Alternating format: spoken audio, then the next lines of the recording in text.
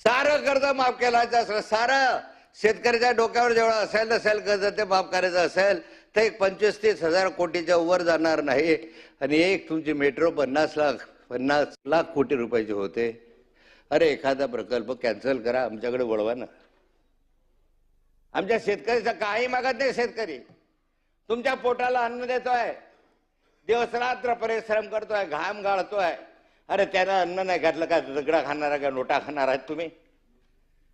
त्याने जर तुम्हाला अन्न पुरवलं नाही तर तुम्ही काय खाणार आहात? तर पापी आहात तुम्ही.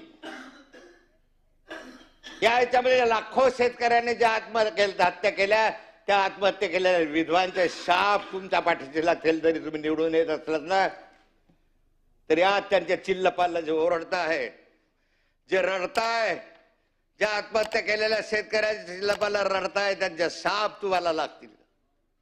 किती असा किती रडा.